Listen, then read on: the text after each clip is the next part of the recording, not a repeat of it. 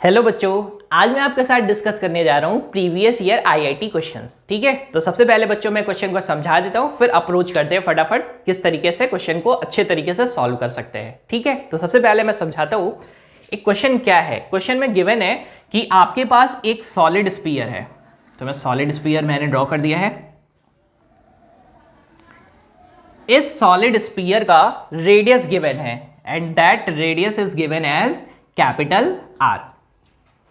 Question में क्या given है? सॉलिड स्फीयर है जिसका रेडियस कितना है r, और इसके पास जो टोटल चार्ज है ना, वो टोटल चार्ज है, यानी टोटल चार्ज को मैं लिख देता हूं, that is total charge given है और वो है कैपिटल Q अमाउंट का। ठीक है, और वो जो चार्ज है ना, वो पूरे के पूरे इस स्फीयर में स्प्रेड आउट है, जिसके लिए आपको दे रखा है वॉल्यूमेट्रिक चार्ज डेंसिटी। क्या दे रखा है बच्चों? Volumetric charge density. तो चार्ज ये जो Q है ये पूरे के पूरे सरफेस में है, जिसके लिए आपको दे रखा है वॉल्यूमेट्रिक चार्ज डेंसिटी, जिसका वैल्यू बच्चों हम लोग रिप्रेजेंट कैसे करते हैं? वॉल्यूमेट्रिक चार्ज डेंसिटी को हम लोग कैसे लिखते हैं? That is rho is equal to क्या लिखते हैं? That is charge upon volume. अब ये चार्ज अपॉन वॉल्यूम देखो, यहां पर ना इस रो को डिफाइन किया गया है। रो के लिए क्या बताया गया है? ये रो जो है ये फंक्शन है आर का, आर पावर ए का। ये किसका फंक्शन है? आर पावर ए का फंक्शन है, जहां पर के कांस्टेंट है एंड ए कांस्टेंट है। वेरी कौन कर रहा है? आर। और आर क्या है? R is given as distance from centre of sphere,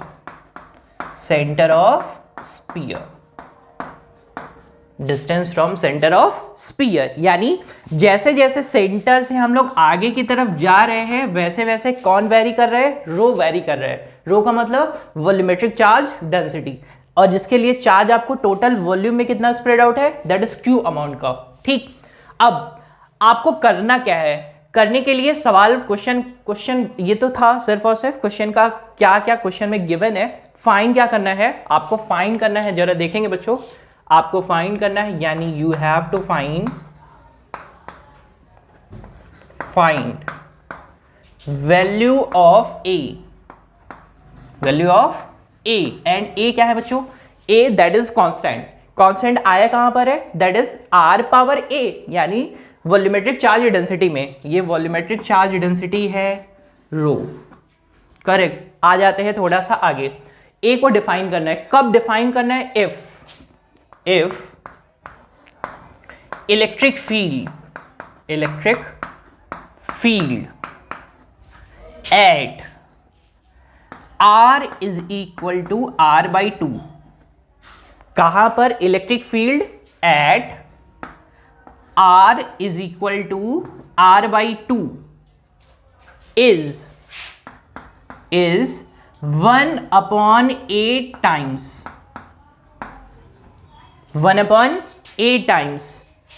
of electric field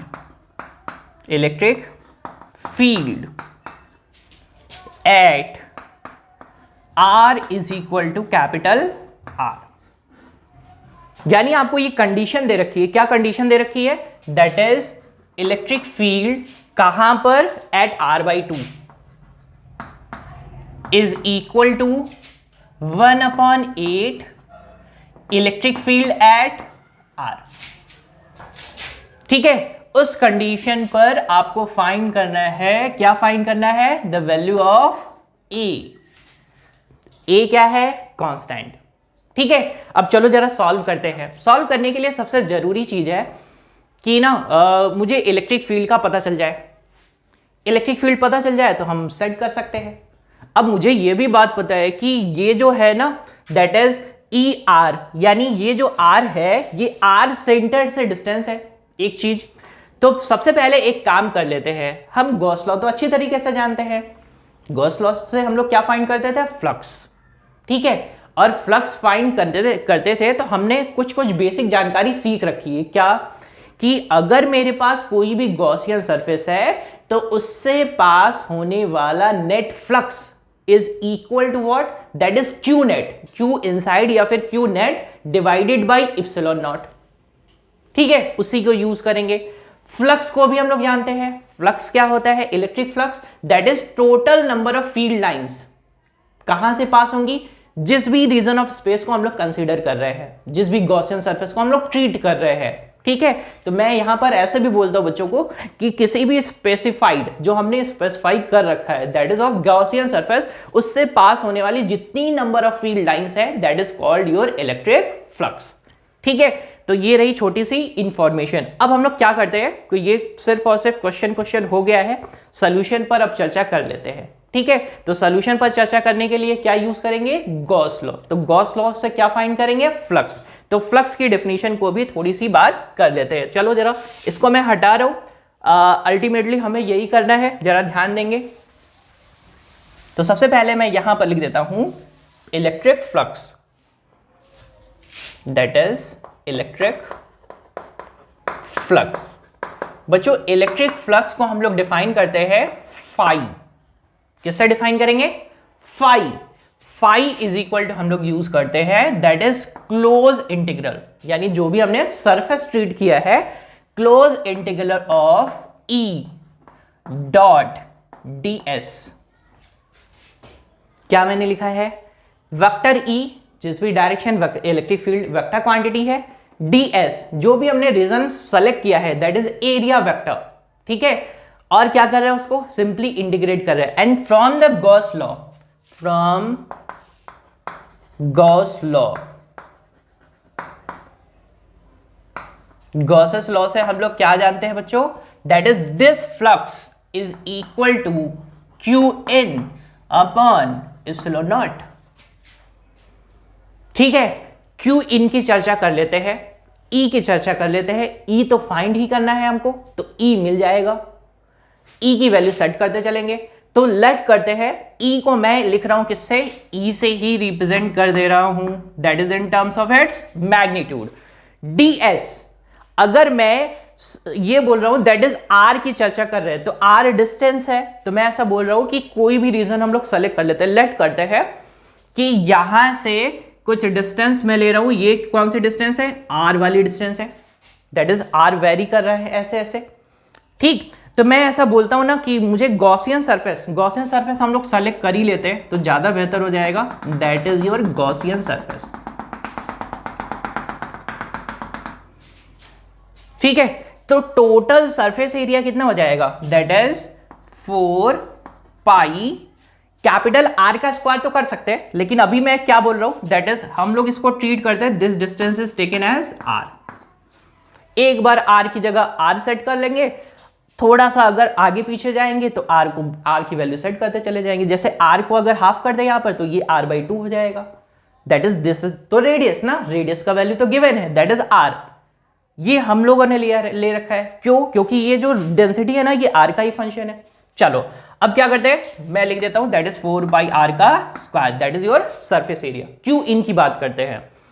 Q in कैसे मिलेगा? दैट इज डेंसिटी गिवन है, तो क्यू इन निकालते हैं। तो सबसे पहले क्या करते हैं, एक छोटू सा एलिमेंट सेलेक्ट करते हैं। तो मैंने यहां पर ले लिया है एक छोटा सा एलिमेंट, कुछ ऐसा छोटा सा एलिमेंट सेलेक्ट कर लिया है, कुछ ऐसा।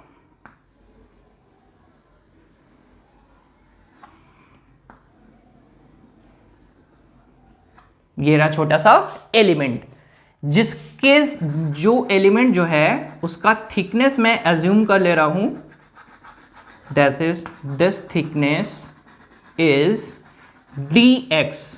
कितनी थिकनेस है बच्चों? ये है dx है, तो मैं ये बोल देता हूं कि this thickness is dx। And यहां से सेंटर से यहां तक की डिस्टेंस जो है ना वो है कितनी? x है। कितनी डिस्टेंस है? x। अब बताओ जरा, अगर मैं ऐसा कर रहा हूं तो डेंसिटी यानी वॉल्यूमेट्रिक चार्ज डेंसिटी, उसको मैं कैसे रिप्रेजेंट कर सकता हूं? उसको रिप्रेजेंट कर सकता हूं rho is equal to K x power ए,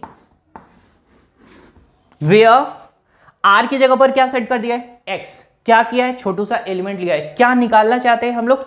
निकालना चाहते हैं क्यू इन। क्यू इन की बात करने वाले हैं, तो छोटू सा एलिमेंट कंसीडर कर लिया है। ठीक है ना, इससे कोई दिक्कत किसी को? चलो अब क्या करते हैं, सिंपली हम ये जानते हैं कि मुझे चार्ज की जरूरत है, तो चार्ज क्यू इन को मैं बच्चों यहां पर लिख रहा हूं, Q inside is equal to हम लोग लिख सकते हैं कितना? That is density into volume. Density into volume.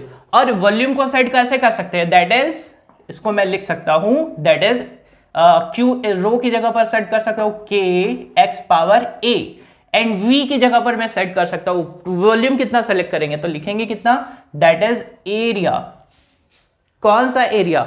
Surface area into क्या कर देंगे? D X, that is area into length, that is volume. तो मैं कैसे लिख सकता हूं? That is Q in is equal to rho की जगह पर कितना सेट करेंगे? That is K x power A, और करेंगे ए यानी 4 पाई आर का स्क्वायर यानी एक्स का स्क्वायर, और क्या कर देंगे? D x. ये क्या आया है बच्चों? ये छोटे से एलिमेंट का चार्ज आया है, इस छोटे से एलिमेंट का चार्ज, जिसको मैं किससे लिखूंगा? जिसको मैं लिख रहा हूं डी क्यू। अभी मैं टोटल चार्ज चाहिए मुझे, तो टोटल चार्ज कैसे निकालेंगे? तो टोटल चार्ज निकालने के लिए इसको क्या करेंगे?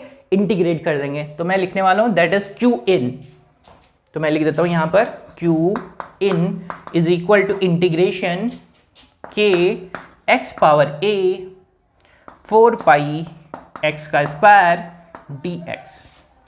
ठीक है, ये क्या आ चुका है? Q in. इसी को रख देते हैं यहां पर, तो रखेंगे integration that is K x power A 4 pi x का square d x and 1 upon epsilon naught. 4 pi and 4 pi gets cancel. क्या बचेगा आपके पास? यानी ये तो आपके पास क्या है? That is E into R का स्क्वायर। ठीक है ना? अब देखो जरा और क्या सेट करते हैं। सबसे पहले हम लोग ना के कांस्टेंट को बाहर करते हैं, तो के अपॉन इप्सिलॉन नॉट ये आ जाएगा। एक्स पावर ए एक्स पावर 2, तो उसको क्या करते हैं? सबसे पहले जब बेस सेम है तो पावर को क्या करेंगे? ऐड कर देंगे। जब बेस सेम है तो पावर को ऐड कर देंगे, यानी ई इंटू आर का square is equal to what? That is K for constant upon epsilon not integration. Integration कहां से कहां तक कर रहे हैं? From 0 to R, from 0 to R. ठीक है, और क्या करेंगे? x बेस सेम है तो x पावर क्या करने वाले? a प्लस 2, और क्या करेंगे? dx। अब बच्चों देखो इंटीग्रेशन करना आपको अच्छी तरीके से आता है। If I am writing here integration x power 2 dx, what you gate? That is x power 3 upon 3, that same rule. तो यहां पर क्या यूज करेंगे? यहां पर जो भी पावर है उसमें क्या करेंगे? एक ऐड, और क्या करेंगे? उसी से डिवाइड कर देंगे, तो आपको क्या मिल जाएगा? k upon epsilon naught. यहां पर बचेगा x पावर कितना? That is a plus 3 divided by a plus 3 and limit from 0 to r। ठीक है, तो आपको मिलेगा क्या? आपको इलेक्ट्रिक फील्ड चाहिए। इलेक्ट्रिक फील्ड से मतलब है आपको, तो इलेक्ट्रिक फील्ड से मतलब है, तो इसको सेट कर देते हैं पहले अच्छे तरीके से। That is k upon epsilon naught, आगे कर देते हैं that is r power a plus 3 upon कर देते हैं ए प्लस 3। करेक्ट। यहां पर ई चाहिए, तो ई मेरे पास मिलेगा अल्टीमेटली कितना? तो मैं एक स्टेप और आगे लिख रहा हूं, that is E is equal to k upon epsilon naught r का स्क्वायर, और यहां पर आ जाएगा r power a plus 3 upon a plus 3। ये क्या आ चुका है? क्या आ चुका है बताइए जरा? इलेक्ट्रिक फील्ड कहां पर? एट आर पर ये आ चुका है। इलेक्ट्रिक फील्ड कहां पर आ चुका है? आर पर आ चुका है। ठीक है, बच्चों ना मैं एक कोशिश कर रहा था कि आपको थोड़ा सा और शॉर्ट में करूं, लेकिन ठीक है, आपको एकदम कॉन्सेप्ट तो आना चाहिए।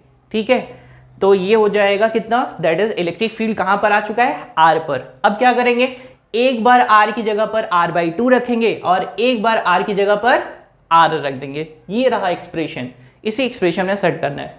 तो मैं क्या करता हूँ ना, मैं यहीं पर कर देता हूँ साइड में, तो ज़्यादा अच्छा हो जाएगा।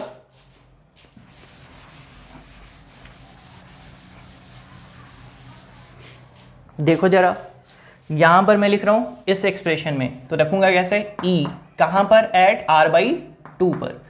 क्या मिल जाएगा मुझे, K कांस्टेंट वैसा ही रहेगा, इप्सिलॉन नॉट वो भी रहेगा, R की जगह पर r/2 तो रखेंगे r/2 का स्क्वायर।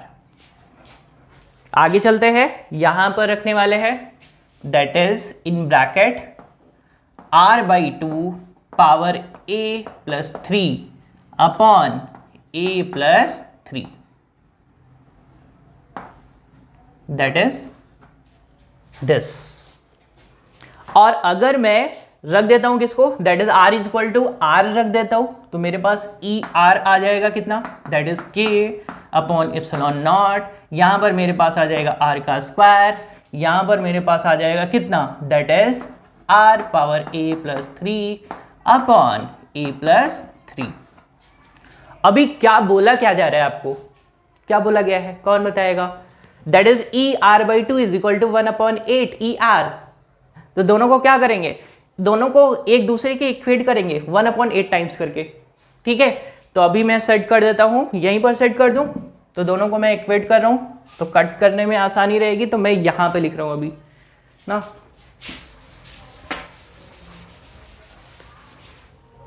तो मेरे पास हो जाएगा कितना, that is K upon epsilon not r square upon 4। यहां पर हो जाएगा कितना, that is r power a+3 upon 2 power a+3। ठीक है, कोई गड़बड़ तो नहीं है ना, होगा तो बताएंगे आप मुझे। इज इक्वल टू 1/8, उसको सेट कर देते हैं, that is K upon epsilon not r power 2 r power a+3 upon a+3। जो भी कटने वाला है काट देते हैं, बचने वाले को ही हमेशा बचाएंगे। K epsilon not r square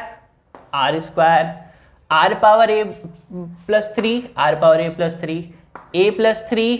a+3 ठीक है। अब देखो जरा क्या हो जाएगा, ये कहाँ, यहां से कहां चला जाएगा, ऊपर, तो आपके पास कितना आ जाएगा, 4 upon 2 power a+3 is equal to, यहां पर कुछ बचा है, कुछ बचा है तो बताइए, यहां पर हो जाएगा 1/8। ठीक है, क्रॉस मल्टीप्लिकेशन कर दीजिए, तो आ जाएगा 8 4 या 32 is equal to 2 power a+3। अब देखो ये 2 पावर कितना है, कौन बताएगा, ये है 2 power 5 correct, is equal to 2 power a+3। ठीक है, तो यहां से कितना आ जाएगा, that is a+3 is equal to 5। Then what you get, a is equal to what, a is equal to 2। आपको फाइंड क्या करना था, यही तो फाइंड करना था, दैट इज अ कांस्टेंट। कब फाइंड करना था, क्या था आपके पास दे रखा था, volumetric charge density is a function of K r power a, जहां पर आपको a का वैल्यू निकालना था, और a का वैल्यू आपको कितना मिल चुका है, 2। ठीक है, कोई गड़बड़ तो नहीं करेंगे। तो बच्चों मैं उम्मीद कर रहा हूं कि ये आपको अच्छे तरीके से समझ में आया है। अगर फिर भी कहीं भी आपको दिक्कत लगेगा तो प्लीज बताएंगे। ठीक है बच्चों।